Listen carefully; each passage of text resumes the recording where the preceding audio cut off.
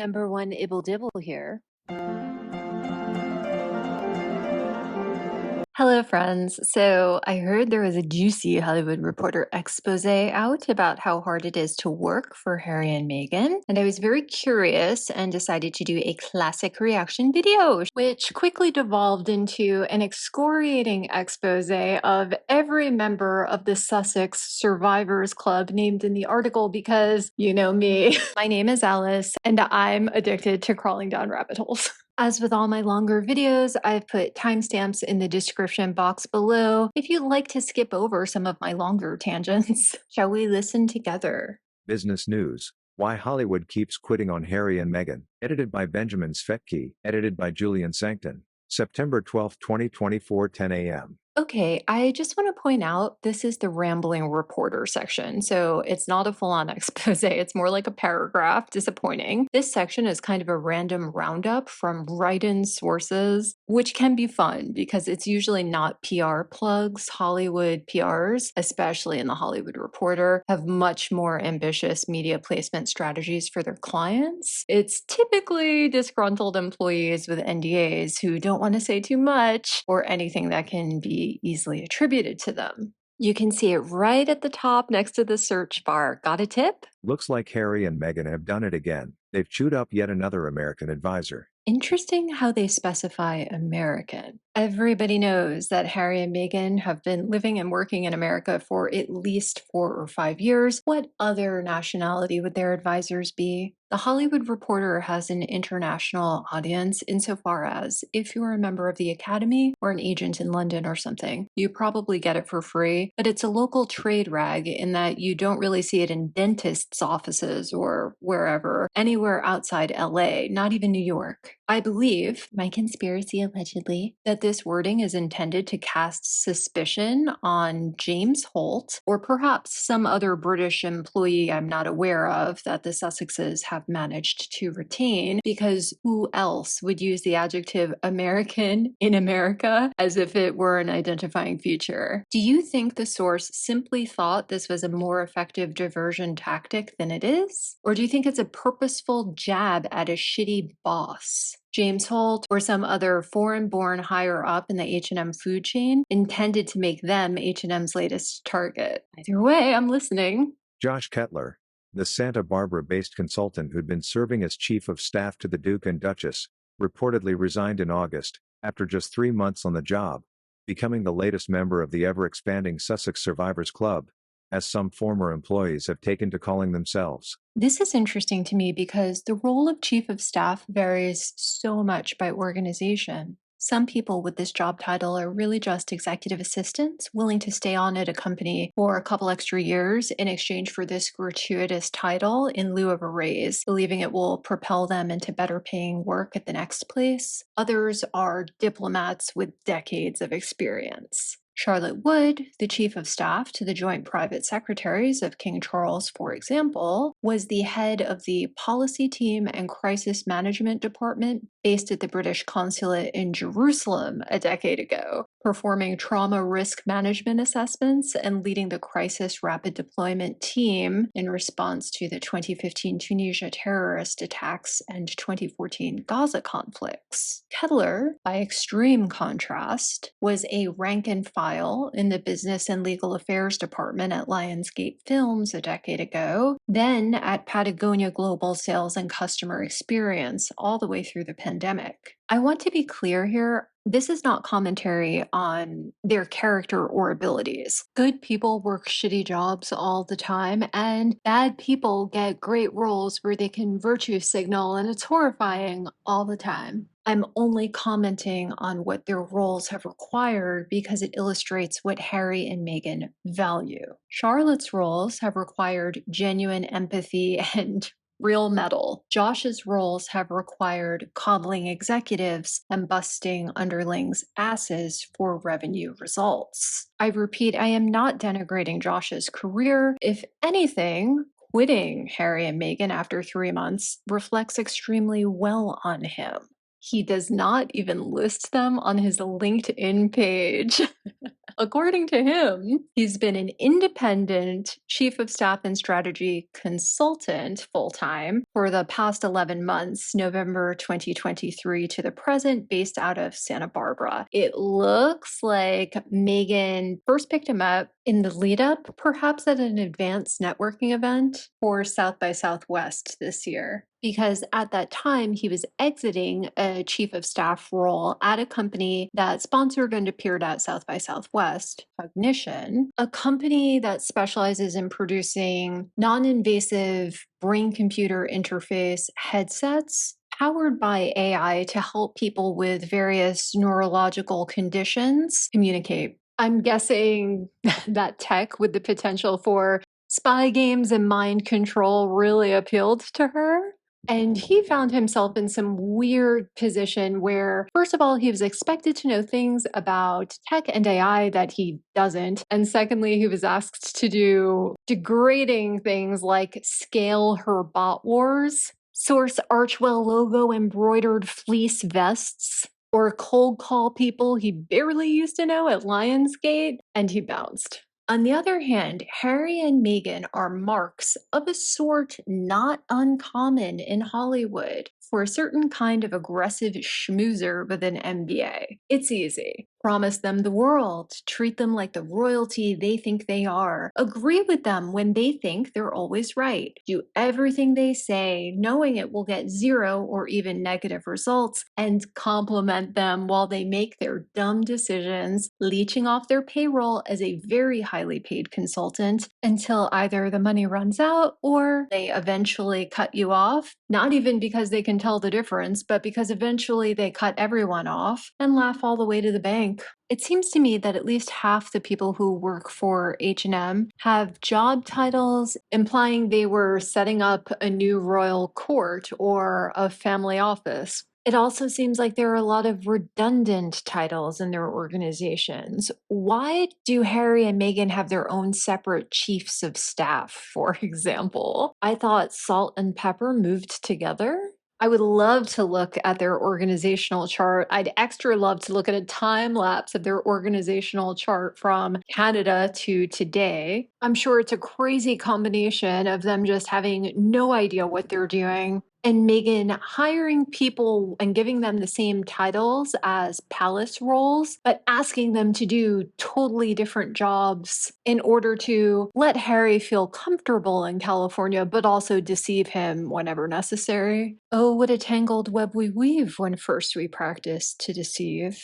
I always thought H&M made a foundational error in arriving in Hollywood British lackeys in tow when they required a genuinely fresh start and a Hollywood chicharoni. I understand that Meghan deceived Harry into believing she was much more of a well-connected old hand than she was, but he wouldn't have been any the wiser if she had hired someone actually appropriate and competent to build a media empire for them. It's amazing, really, that she thought play acting a hard ass boss at the palace for a few months qualified her as CEO of a startup.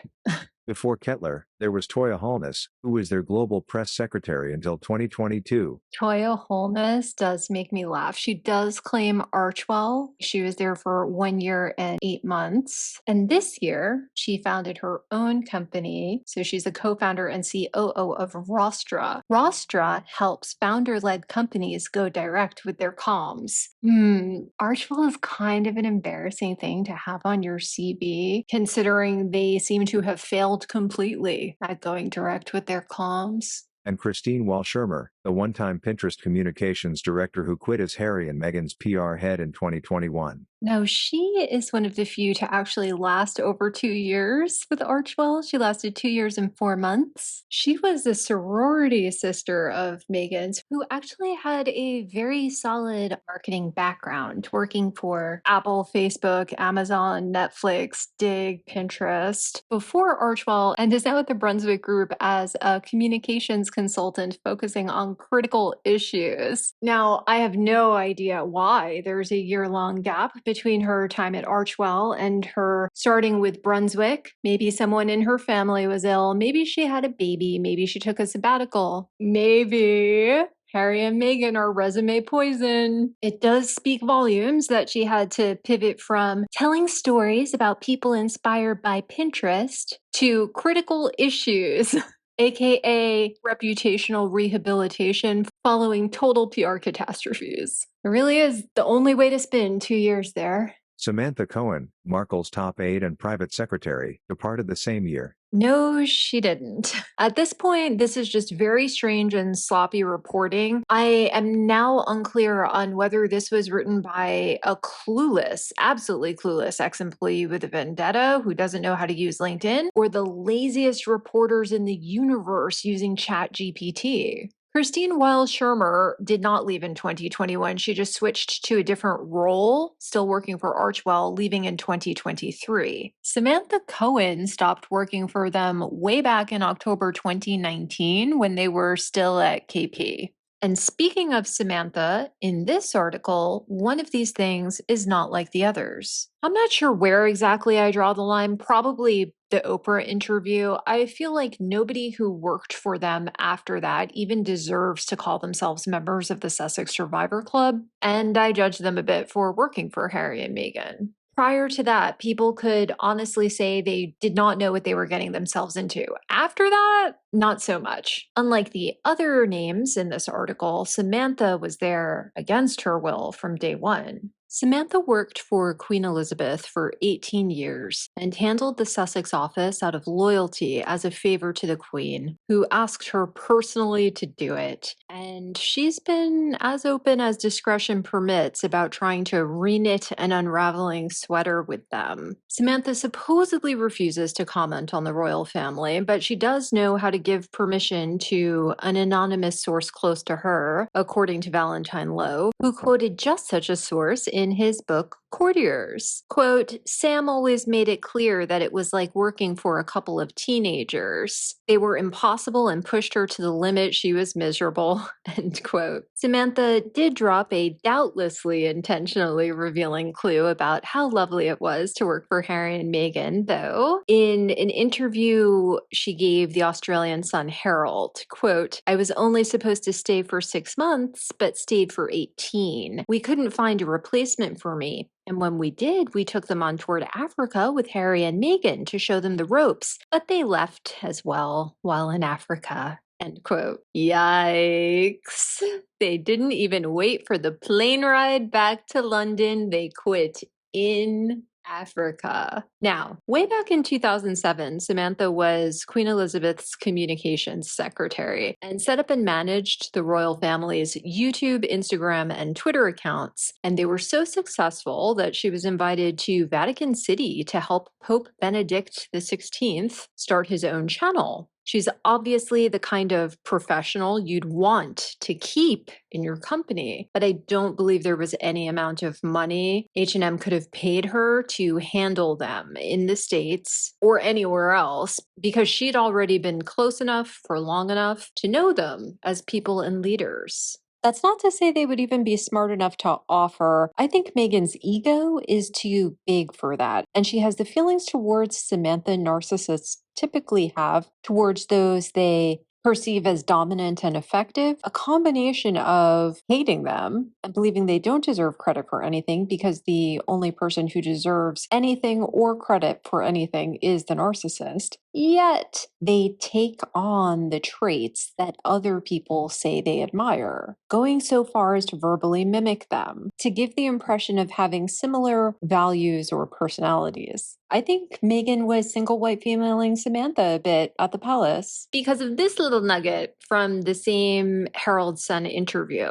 Quote, we needed to modernize the way the family had done things. Things had been done in a certain way for a long time, so we proposed a royal channel on YouTube, end quote. Now, Samantha meant modernizing in the literal sense, as in making it possible for the royals to communicate directly with the public via new technology. The Queen liked her very much, so Meghan must have thought no one would have a problem with it, or people would even find it admirable, when she used the same turn of phrase to describe how she perceived her own role in the royal family as a modernizing woman. She thought it made for a great backhanded compliment and a handy segue into her complaints about racism, and committed plagiarist that she is, vetted it as a tried and true phrase. I'm sure she was genuinely surprised when people questioned what exactly needed to be modernized about the royal family, why, and how in the world she could have ever thought On the Bleeding Edge is a good place for royalty to be.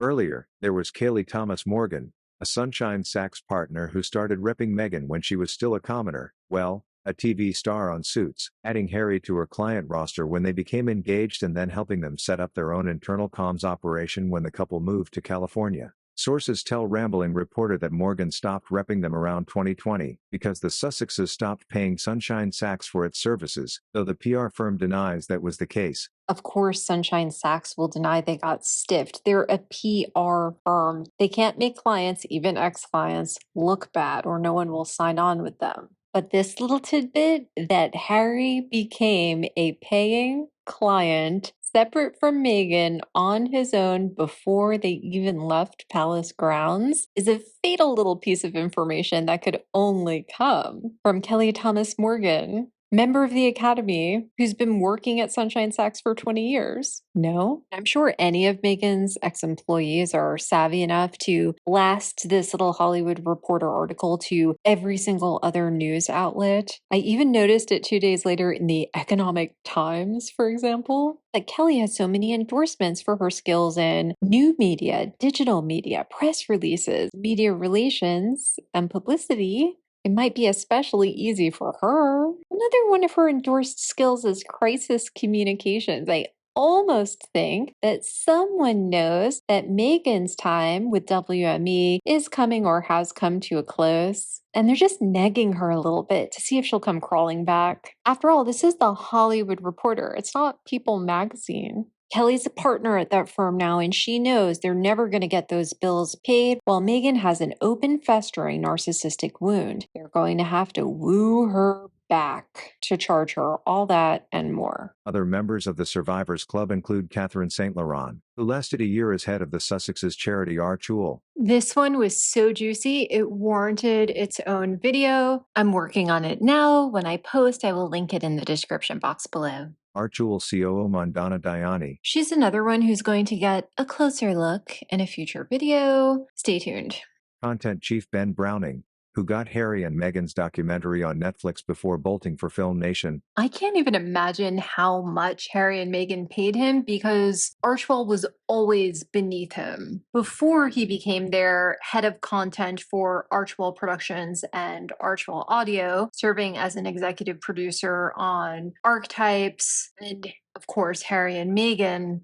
He had won a BAFTA and got nominated for an Oscar and a Producers Guild Award. He left Film Nation for just a year to work with Harry and Meghan and ran right back for the president of production job, saying, quote, "I can't wait to make some more great films and work again with the world-class team here," end quote. I think I'm about to defend Harry and Meghan a little bit. After looking at all these resumes, it seems to me that none of these people ever intended to stick with them. More than half are not people who had solid years-long careers elsewhere before Harry and Meghan. They're obviously ambitious wheeling and dealing job hoppers who only stay at any place 1 or 2 years. No judgment, by the way. The only way to get ahead and get more money most of the time is to hop companies. But whether Meghan was wonderful or miserable, they were always going to hop. Maybe she only got a year out of some people that would have stayed 2 years, 2.5 years waiting for just the right offer.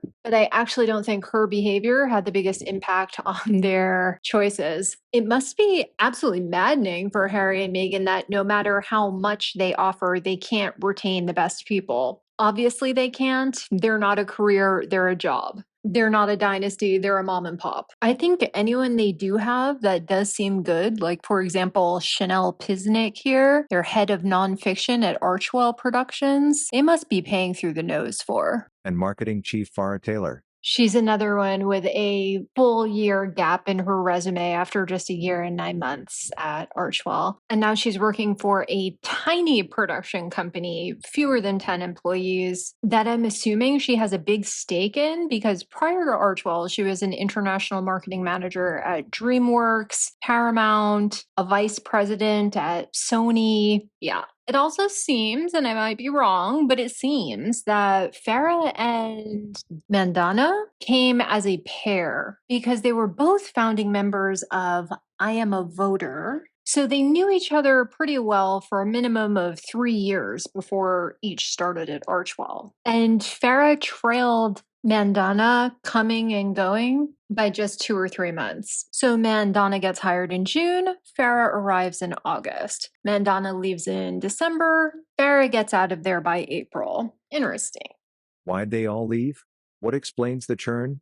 Everyone's terrified of Meghan, claims a source close to the couple. She belittles people. She doesn't take advice. Yeah, they are, but that never stopped people from working for Scott Rudin, Harvey Weinstein, or Ari Emanuel, did it? I'm sure they each have a different money to abuse tolerance ratio, but they weren't hiring people fresh out of film school. They're both poor decision makers. They change their minds frequently. Harry is a very, very charming person, no airs at all. But he's very much an enabler. And she's just terrible. And I'm sure that's why they can't get any projects out the door because every single person working for them has quiet quit. If you're making double what you were getting at Paramount and you're just eating CBD gummies all day and yesing her, I get it. Her reputation is such that when employees leave, no matter how little they've done, they can just blame Harry and Meghan. Maybe that's what this little plug is really about. Somebody's about to be looking for a JO and they want the industry to know it wasn't their fault. In 2018, Markle's treatment of two royal aides prompted Buckingham Palace to investigate the then princess for bullying behavior. Though the results of the inquiry were never released, Markle denounced the effort as a calculated smear campaign.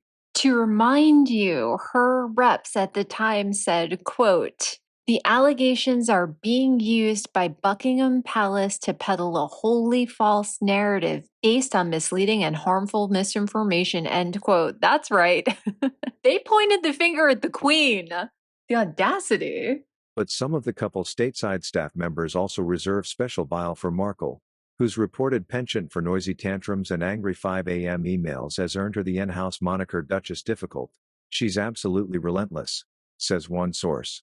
She marches around like a dictator in high heels, fuming and barking orders. Yes, I 100% believe that. And who knows, maybe sometimes she's right because I would also want to do nothing for her and do absolutely nothing for her. And I'm sure that would incur some angry verbal reprimanding. It's just if you're going to get reprimanded anyway, fuck it. I do feel badly for both groups. I think it's just not healthy to work in environments like that. But I feel far worse for the palace staffers who are mostly younger, underpaid relative to the market, had no idea of her reputation, and had to get the job done no matter what. Likewise, her servants. I'm sure the nannies, cleaners, etc. are her all-day, everyday punching bags, while her chief of staff and head of original content are laughing and leeching remotely from their luxury homes in LA. I've watched her reduce grown men to tears. My first reaction is nobody could possibly care about them that much. And there's certainly not a single man in LA who values her opinion highly enough to be hurt by it, excepting her own husband, of course. But then I thought this must be about a cook or gardener or someone who's been doing hard work in the heat for many hours while worrying about something else at home. And then she gets started going in on him, calling him a liar, threatening to fire him, something like that. It's the only thing I can think of. Their unsparing portrait of her is in marked contrast with the kinder, gentler image Markle has been painting of herself. Oh, yes. I address her dolphin tank idiocy in the Catherine Saint Laurent video. In recent years, the former princess has become an ardent admirer of best-selling Texas self-help author Brene Brown, who urges readers to cultivate gratitude and joy in their lives. If you haven't seen my little exposé video on Brene Brown, it's linked in the description box below and the card above. While touring Colombia with her husband last month, Markle said her new attitude of gratitude had led her to a chapter of joy. If you're going to be grateful for your life, you have to be grateful for all aspects of it, she said. Honestly, why does she volunteer this stuff? Does she know it makes her sound stupid? That is so obviously wrong and dumb for most people, personal and subjective for the rest. What are you doing? Oh, I get it. She's not talking about herself. She's talking about the people she abuses. She probably tells them the abuse is part and parcel with the paycheck, take it or leave it. And in a recent episode of her Archetypes podcast, Meghan spoke about the challenges she has faced asserting herself and overcoming her natural reticence in professional situations. Natural reticence? Natural reticence. Natural and reticence are two words that cannot be applied to Meghan Markle. I find myself cowering and tiptoeing into a room and, the thing I find most embarrassing, when you're saying a sentence and the intonation goes up, like it's a question. And you're like, oh my god, stop, like whispering and tiptoeing around it. Just say what it is that you need. You're allowed to set a boundary. You're allowed to be clear. It doesn't make you demanding. It doesn't make you difficult. It makes you clear. Okay, I feel a little bit badly for her here. I don't think this is about walking into business meetings in LA. I think this is about unprocessed daddy issues. I don't know whether it's true or not, but it seems to me, at least she thought as a little girl, to get what she needed, she could only get it from her father, and she could only get it by performing daddy's perfect little girl, which included always being grateful and happy, even when daddy fell short, and always being nice, even when daddy was wrong or mean. I think she resents being nice to anybody because it reminds her of this. And that's why she's mean whenever she thinks no one's looking. I think she resents the 24/7 performance aspect. And that's why she won't work as an actress. And that's why she won't work as a royal. I think she sees being nice as giving people something they don't necessarily deserve in a transaction because she's transactional. And when she asked whoever set up her and Harry if he was nice, she was looking for somebody who would take her shit and buffer her from other people with normal expectations for mannered, respectful, authentic communication. And it sounds like she got what she wanted. She's a very rich and famous lady, married to a prince, always willing to play good cop, bad cop on her team against everyone they know. And that's why everyone leaves too soon, it feels, giving him the chance to relive and rework his mommy issues the same way she's reliving and reworking her daddy issues, in my opinion. Harry and Meghan's current spokesperson declined to comment. And that's it. That's the end. So, who do you think were the sources for this article? Why do you think they planted this article now? Let me know in the comments below. Toodles. Don't forget to like, share, and subscribe.